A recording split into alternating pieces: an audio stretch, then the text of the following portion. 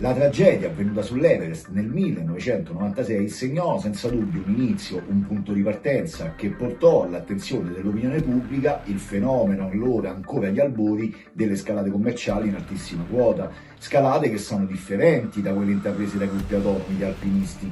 Una tragedia prima di tutto umana ovviamente, ma anche organizzativa, dove business e responsabilità tecniche si incontrano e viaggiano parallele, dove alcune scelte possono essere determinanti nel salvare o segnare per sempre vite umane, dove ambizione e notorietà si mescolano e si scontrano con le leggi severe, spietate ma anche oneste delle montagne.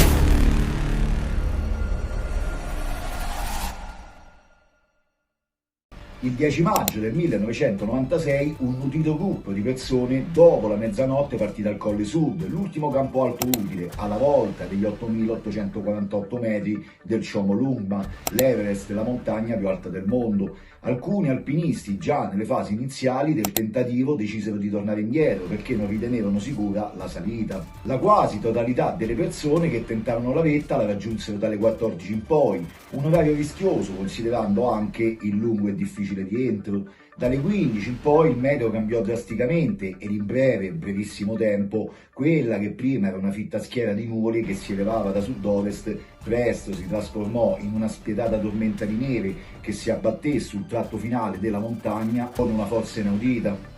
8 persone dopo quel pomeriggio non fecero più ritorno a casa ed altre portarono con loro i segni indelebili che la madre dea dell'universo decise di infliggere loro dopo aver osato violarla. Everest 1996 accese i riflettori su quella che oggi è una prassi comune, scalare la vetta più alta del mondo grazie ad una società di servizi a tutti gli effetti che organizza per te, turista pagante, tutto è necessario affinché tu salga il punto più alto del mondo, lì a 8.848 metri. Il selfie che costa $100.000. Oggi è così che viene chiamato perché è quella la cifra che grosso modo si investe nella speranza di poter accarezzare quel sogno, realizzare l'impresa, poter gridare al mondo intero ho raggiunto il punto più alto sulla terra. Se il primo episodio di Everest 1996, pubblicato qualche mese fa, ha cercato di ricostruire i fatti per come sono stati in seguito riportati, trovate appunto il video nelle schede se volete recuperarlo,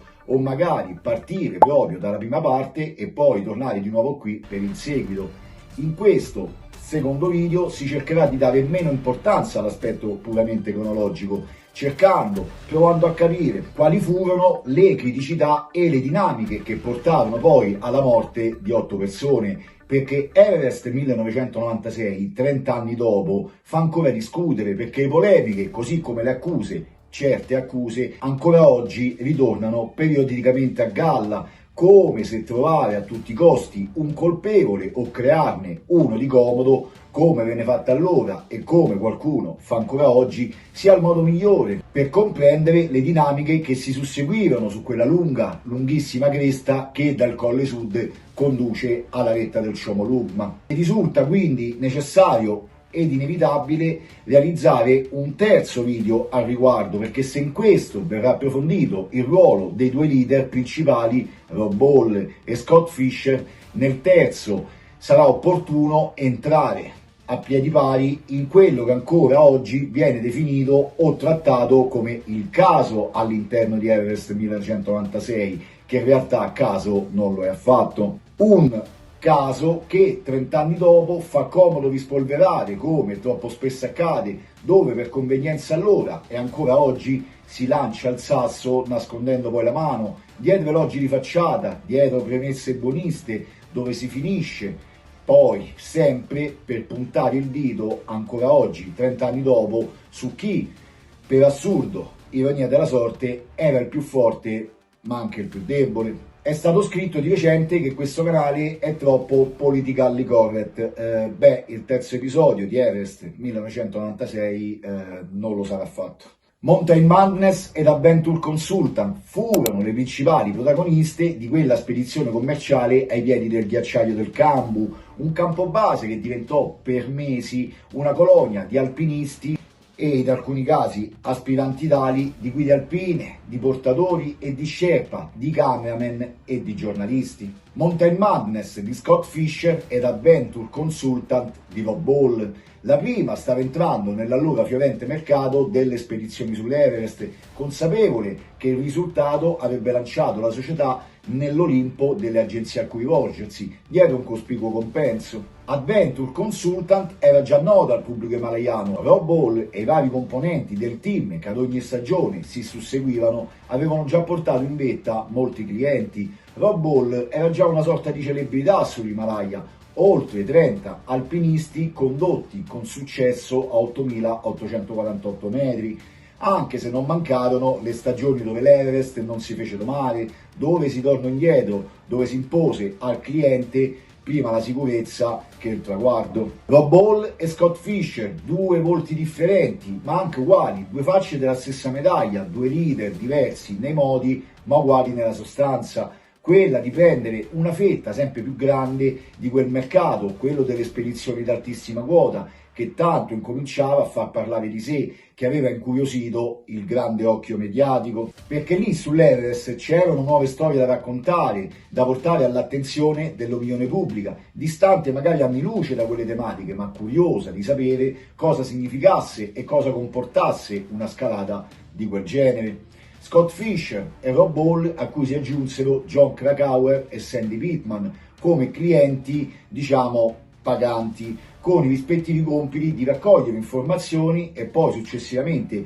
divulgarle presso giornali, riviste, blog, siti internet. Jon Krakauer arrivò sull'Everest nella squadra di Hall con il compito di scrivere al ritorno un articolo per Outside Magazine, una nota rivista del settore. Avrebbe originariamente dovuto prendere parte alla spedizione di Mountain Madness di Scott Fischer, ma si unì successivamente a quella di Hall a seguito dell'offerta che quest'ultimo fece alla rivista di un forte sconto sul costo della spedizione in cambio di spazio pubblicitario gratuito. Mentre Sandy Pittman nella sua tenda radio comunicava dal campo base quasi quotidianamente per un noto blog a cui faceva capo un altrettanto noto conduttore televisivo. Grande attenzione quindi, occhi puntati, articoli di giornali, sponsorizzazioni, clienti paganti e clienti non paganti.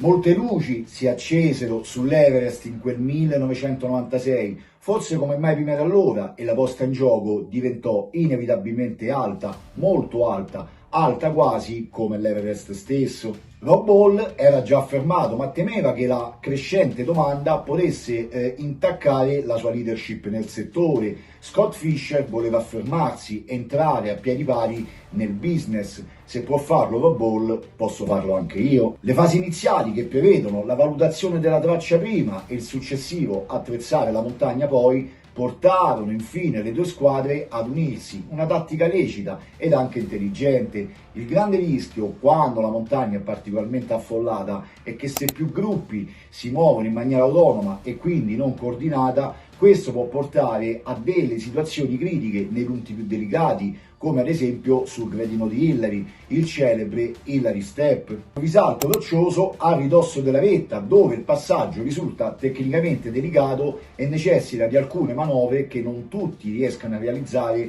sempre in tempi rapidi, considerando anche l'altissima quota dove il passaggio si trova e la stanchezza accumulata sino a quel momento. Gruppi che collaborano quindi, ma che allo stesso tempo anche competono. La competizione è nella natura umana, questa non va vista come la causa principale della disfatta, ma è comunque implicita, uno dei tanti tasselli che come effetto domino caddero uno dopo l'altro in rapida sequenza. Competizione amplificata dall'attenzione mediatica, e su questo tema, su questo aspetto che fa comunque parte delle grandi storie di montagna, si tornerà presto anche attraverso il K2, Chogori, la seconda montagna più alta del pianeta, e su quanto l'attenzione ravvicinata dei media possa influire nelle scelte, aumentando di conseguenza anche potenzialmente i rischi. I più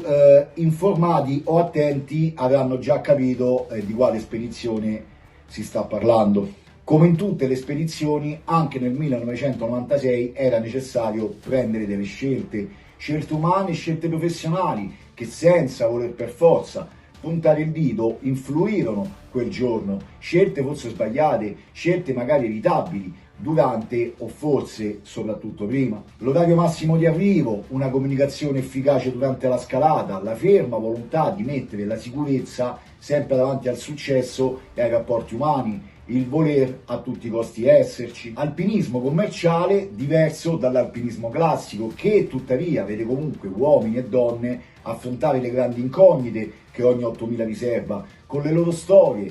passate e presenti, storie che si intrecciano tra loro, sconosciuti per buona parte che si uniscono ma restano comunque soli, con un carico di sogni e di speranze, di obiettivi e di rivalse, di solidarietà ed egocentrismo, caricati nello zaino e trasportati campo dopo campo, metro dopo metro. La storia di Everest 1996 subì e subisce forse ancora inevitabilmente, o forse sarebbe meglio dire purtroppo, l'influenza di Into Thin Air, Aria sottile, il libro uscito pochissimo tempo dopo, scritto in fretta e furia da Jon Krakauer, che dopo l'articolo postumo alla scalata su Outside Magazine capì che la storia che aveva vissuto avrebbe anche fruttato. Un libro che ha venduto milioni di copie, ed ecco che questa influenza ha portato il lettore più distratto, quello meno avvezzo a certe tematiche, ed ognuno di noi lo è su tantissimi aspetti o vicende,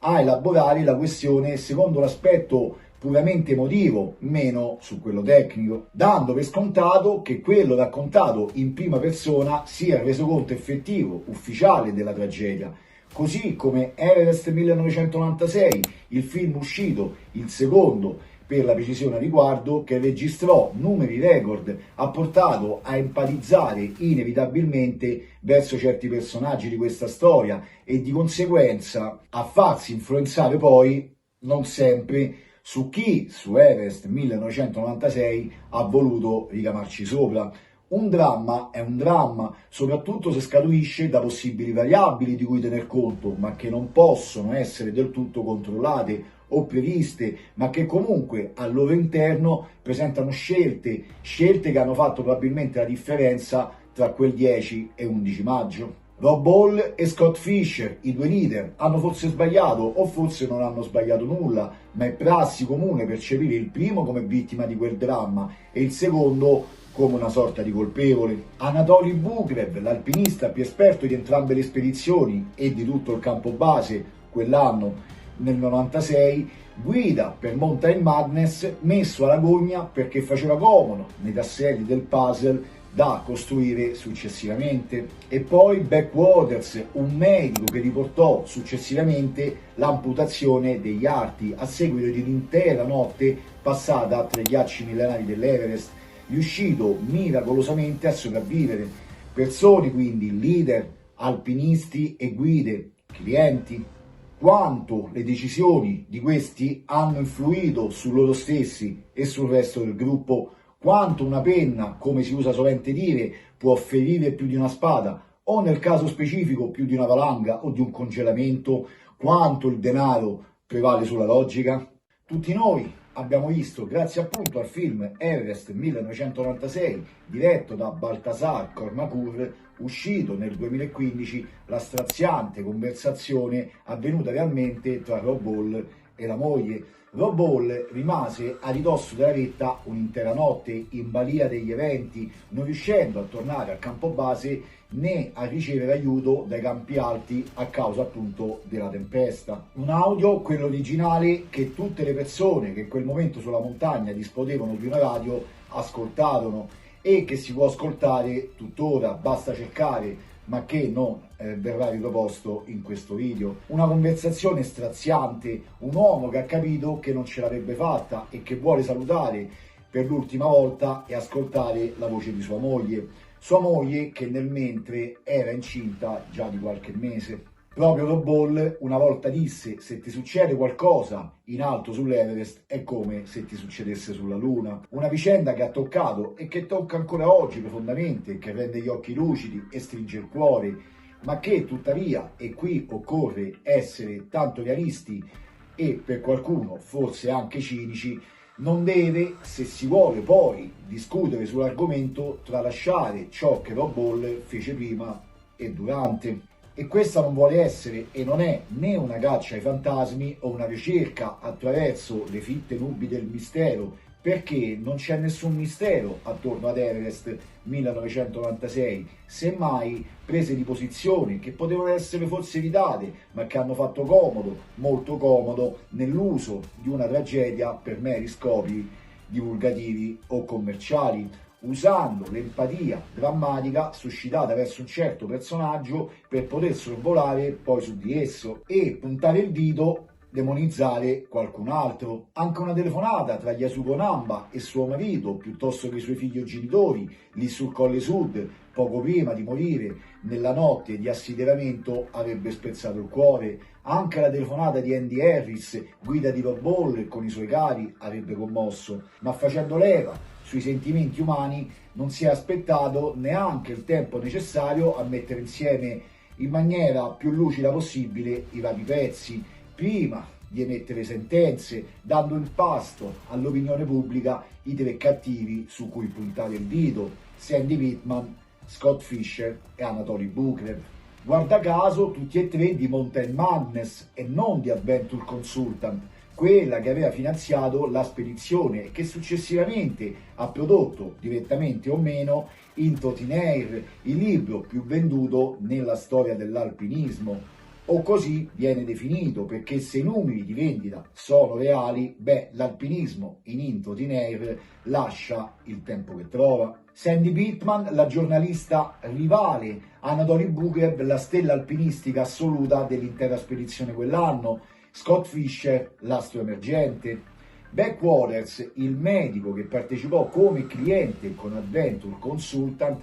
venne operato agli occhi mesi prima della spedizione. Beck Waters sapeva che l'altra quota avrebbe con probabilità riacutizzato l'intervento e prodotto di conseguenza quello che in alta quota è già un fatto accertato, ovvero la cecità, seppur momentanea. Beck Waters accusò la mancanza di vista sopra il Colle Sud dopo qualche ora di marcia, ma ancora lontano dalla vetta. Si fermò e nell'incontro con Rob Ball i due si organizzarono in modo che Hall stesso al ritorno, quindi molte ore dopo, lo avrebbe legato e riportato al campo alto. Beck Waters non volle tornare con alcuni clienti che decisero quel giorno di non proseguire perché secondo loro stavano venendo meno i protocolli di sicurezza. Due clienti di Adventure Consultant, quindi due successi in meno da presentare durante il resoconto ultimo della spedizione per Rob Ball. Beck Waters sperava che la cecità fosse momentanea e che sarebbe persino riuscito a risollevarsi e raggiungere il resto del team,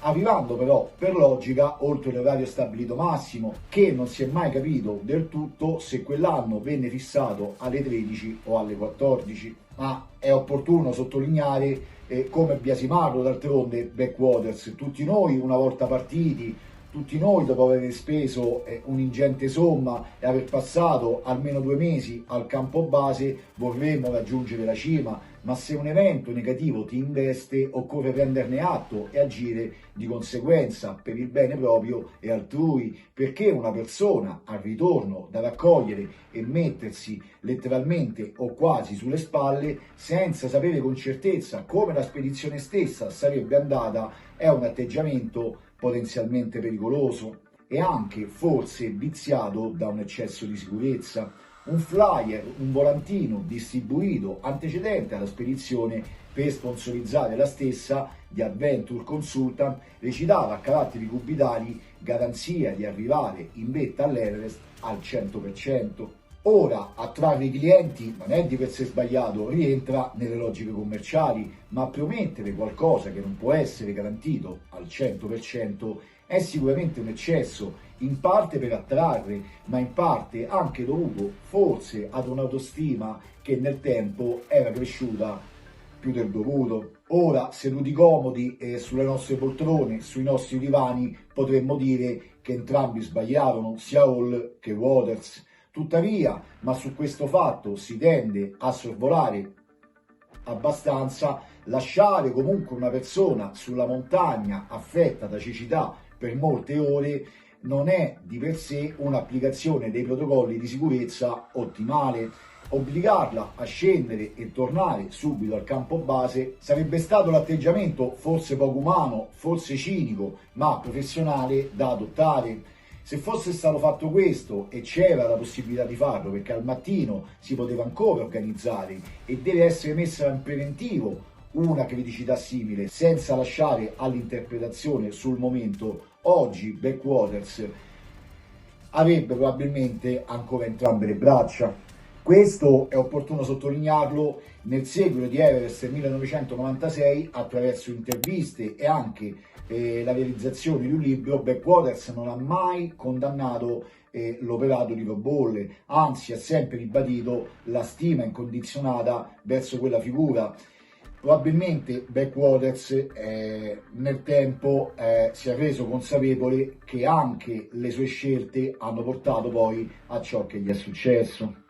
Scelte quindi a 8000 metri dove l'ossigeno così come la lucidità vengono meno, dove entrano in gioco in pochi secondi doveri, sentimenti umani, logiche commerciali, numeri e primati. Doug Hansen, 46 anni, impiegato delle poste, che aveva già tentato l'ascesa con la squadra di Hall nel 1995, raggiungendo la cima sud, salvo poi essere tornato indietro su ordine di Rob Ball stesso perché in ritardo sulla tabella di marcia decise di provarci ancora l'anno seguente, nel 1996. Quello che Doug Hansen definì il suo ultimo tentativo per poter raggiungere il sogno di una vita o lasciarlo per sempre chiuso in un cassetto. Hansen arrivò tardi anche quell'anno, alle 15 era sull'Hillary Step, ben oltre l'orario massimo consentito. Rob Ball, durante le fasi di discesa, impose a Doug Hansen di nuovo di tornare indietro, troppo tardi.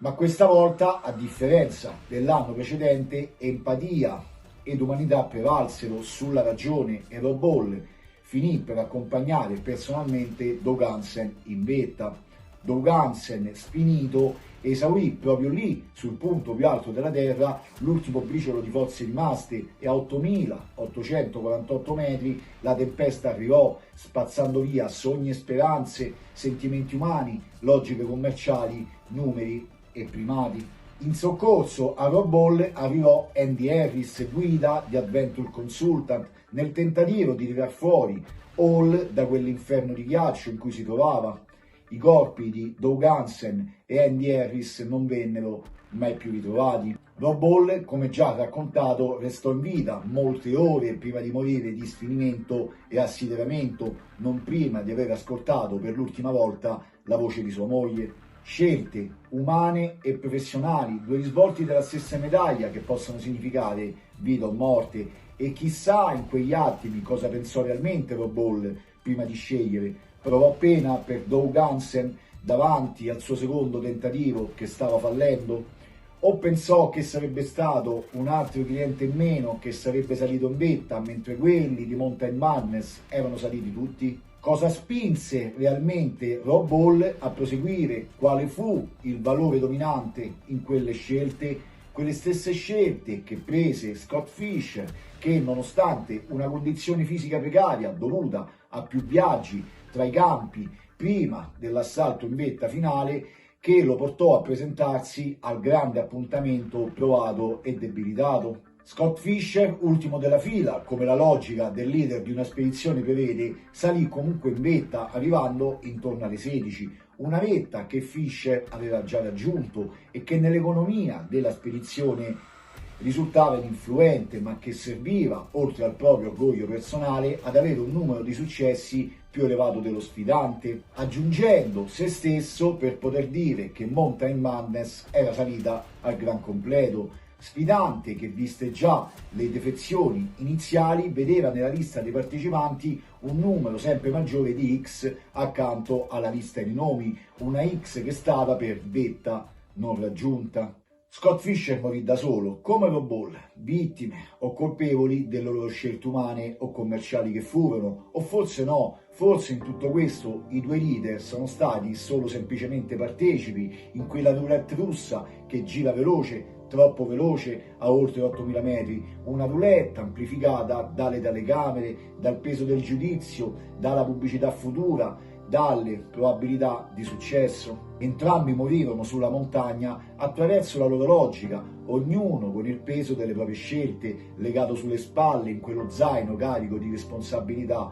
e di ambizioni, vittime quindi o colpevoli. Scott Fischer fondamentalmente non provocò, se possiamo dire così, la morte di nessuno, ma solo quella di se stesso. I membri di Mountain Madness sopravvissero tutti e nessuno riportò a casa dei traumi definitivi come Backwaters. Un calcolo o un resoconto approssimativo, forse ingiusto, ma comunque reale, anche se alcune scelte, quelle scelte, soprattutto iniziali, avrebbero potuto raccontare una storia diversa, meno drammatica. Rob Hall e le sue scelte, suo malgrado, diedero vita a una serie di eventi che videro 4 persone del suo team, compreso lui stesso, non fare più ritorno al Colle Sud, e solo un miracolo portò Backwaters a rialzarsi e raggiungere in fin di vita di nuovo il campo alto, apparendo al resto della spedizione come un fantasma. 24 ore dopo che decise di restare lì e aspettare,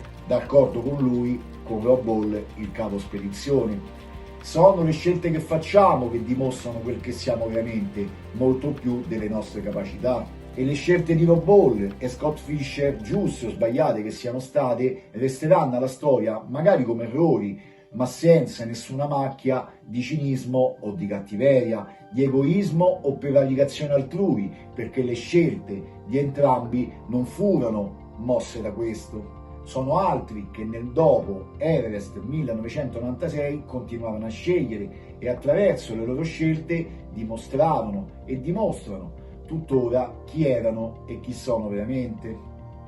Ci vediamo nel terzo video.